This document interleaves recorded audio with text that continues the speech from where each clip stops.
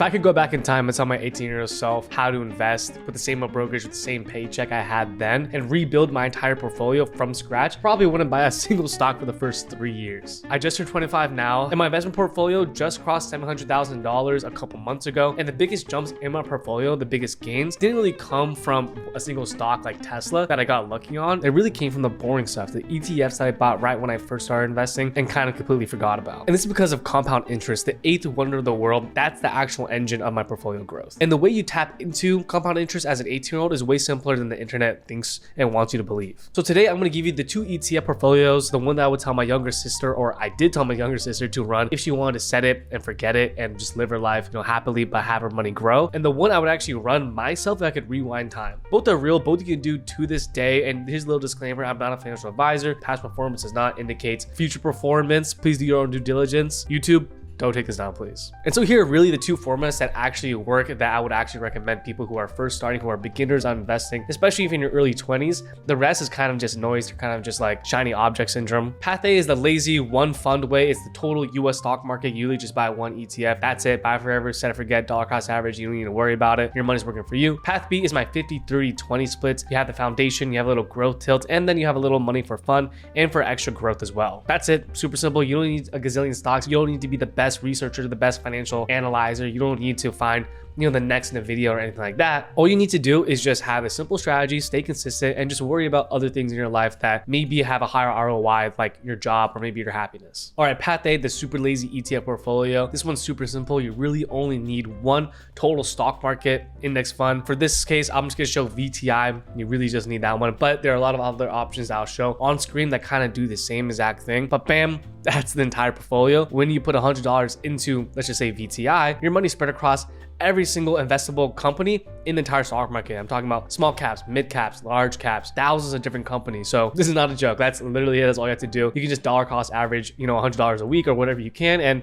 you'll be golden. That's a very similar return as S&P 500, around 8 to 12% a year, which is great and beats even most hedge funds today. And the reason why I chose VTI is just because I use Vanguard. I love Vanguard's index funds, but of course there are other ones that you could choose. But Vanguard specifically, VTI holds around 3,700 stocks at an expense ratio of 0.03%. So I'm talking about it has Apple, Nvidia, Microsoft, Amazon, pretty much all those companies, all the way down to the small caps that you probably never heard about. And the expense ratio, which is pretty much the fees just to own it, is only $3 a year on every $10,000 invested, which is, basically nothing. There are a lot of different ETFs that charge you like crazy amounts of expense ratios and other like mutual funds that cost, a lot of money. But this one, very good, low cost, low risk, instantly diversified. You can set it and forget it, and your money's working hard for you. And so when you buy one share of VTI, you're pretty much buying a fractional piece of the entire US economy. So if America grows over the next 50 years, which, knock on wood, hopefully it does, VTI will grow with it and your money will grow. But of course, what if it doesn't grow? What if the US economy collapses? Well, if the US economy collapses, then you have a different problem, a much more important problem than just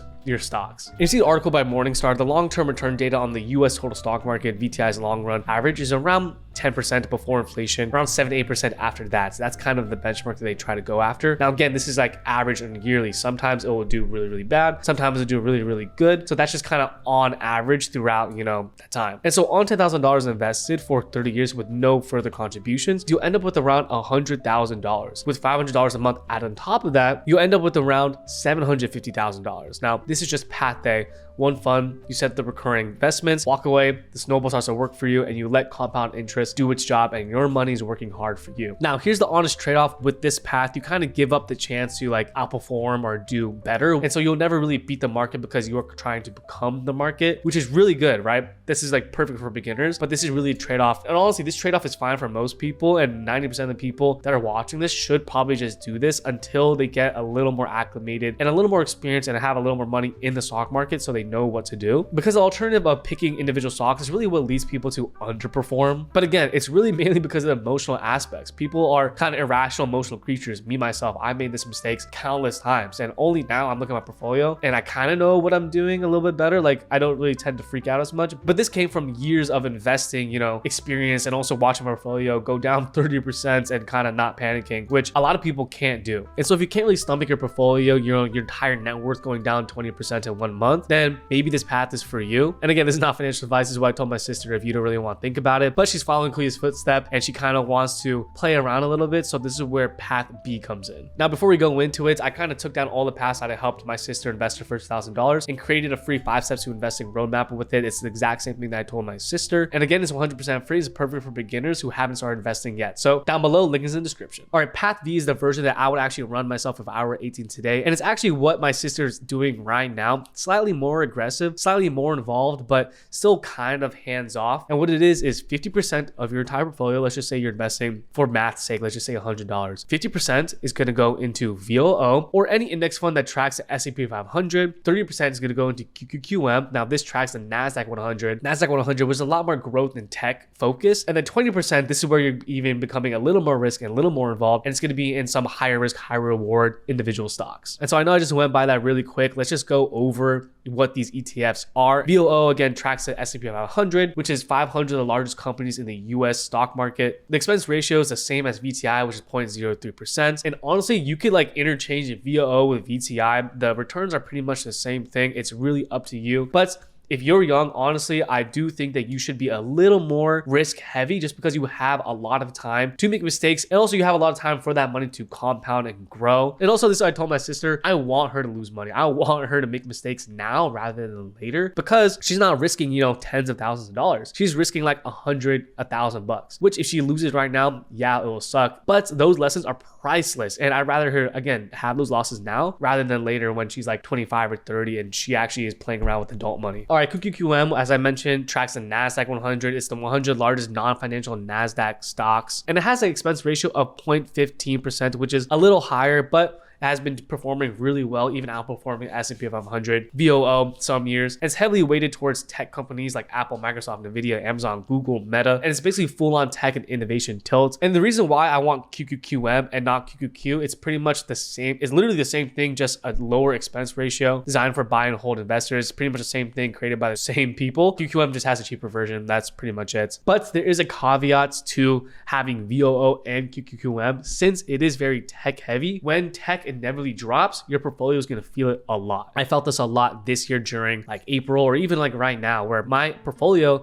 is a lot of tech. It's a lot of VOO, QQQ, but also just a lot of individual stocks. Now, when the stock market, tanked and all the tech stocks tanked, my portfolio hit. Like it was not fun, but I can stomach it. I know like I kind of been through this already, but if you're new to this, I just want you to know that since you are very tech heavy, when the tech sector kind of goes down, your portfolio is going to feel it a lot. So you just need to know what you're investing in. That's what you're investing in. And if you can't stomach it, again, just do VTI or some other total stock market index fund, or just try to diversify a little more. All up to you. Now, the rest of the 20% portfolio is kind of your higher risk, high reward satellite plays. Now, this is kind of like all up to you and subjective. When I told my sister this, I was like, just put your money into something that either you believe in or that you use specifically. Now, of course, she's in like high school. She doesn't really know all these stocks, but she chose some of the things, the big companies that she uses, which is Amazon, Apple, and Google, which are good choices. And the reason why I want this 20% to be kind of higher risk, high reward is because, again, I want you to earn your stripes and I want you to lose money. I want you to have skin in the game. The thing about only doing VTI and kind of playing it safe is that you don't really learn what it takes to become a good investor, or you don't really like put yourself through the motions. Now, it's totally okay if you never really want to try your luck at individual stocks or try to want to learn, which is totally okay. But for me, at least, I find it fun to be looking up these companies. It's kind of like my Super Bowl when earnings come out. It's fun for me. And so this is your chance to kind of just like get some skin in the game and just see what happens. Maybe choose a few stocks and try to change your mindset from a consumer to an owner. Now, I just want to preface that this path B is very, very risk heavy. Now, you are doing a lot of ETFs, 80% is in ETFs, but again, it's a lot of tech and growth orientated. You don't have to do the last 20% in just individual stocks. That's just what I would personally do. All right, so which path should you choose? Again, this is all subjective. There's not really one right way to investing or to be growing your wealth. I mean, there are a lot of wrong ways, but there's not like one best way, one size fits all. But here's a little quick decision tree if you're trying to decide, which path you want to go to. If you do not enjoy this stuff, investing, and you just want to have your money work hard for you, but you don't want to be glued to the screen or the stock market, choose path A or some sort of version of that where you're just investing into index funds and dollar cost averaging to that, where you don't have to really focus on anything else. Bam, one and done. Less risk, less stress, but of course, slower gains. But if you actually like investing, you're actually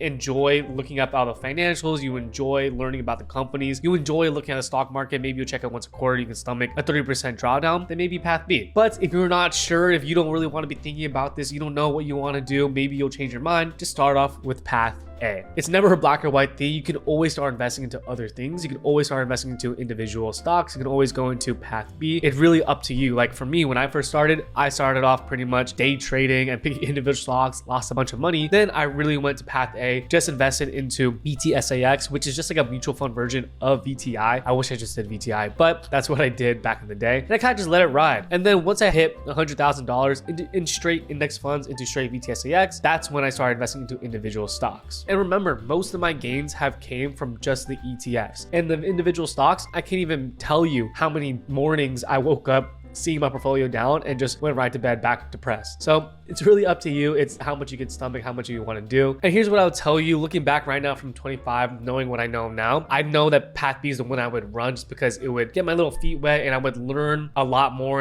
and fail a lot faster than if I did path A. But of course, this is just because looking back in hindsight. Again, there were many times where I was so stressed, and honestly, the time where I was just doing path A and only investing into index funds, I'm really glad I did, because during that time, I was able to put all of my financial willpower, all of my mental capacity on, my schoolwork, my business, and my side hustles, which actually helps me move the needle in terms of building my wealth. So again, it's all subjective. There's not one size fits all. It's all depending on your situation. And honestly, the ETF that you pick or the things that you're buying doesn't really matter as much as, whether you actually buy it or not. Like VTI, VOO, QQM, over a 30-year period, they kind of all return a similar amount. It doesn't really move the needle, or it's not a really huge margin or gap between them. And so if you're investing anyways, if you're investing to these ETFs, you're already doing a great job. You don't need to be stressing about trying to optimize every single thing. You're already ahead of 80% of the people who are not investing. They're leaving their money in their bank accounts and just withering away due to inflation. And so if you have been on the fence for 6 months, here's what I want you to do today. Start that Roth IRA, start that individual account, just put 50 bucks in and invest into something. All I want you to do is just get your skin in the game. That's it. Once you do it once, it becomes a lot easier and a lot less scarier the more you do it. And so if you want a full breakdown of every mistake that I made with ETFs, watch this video next.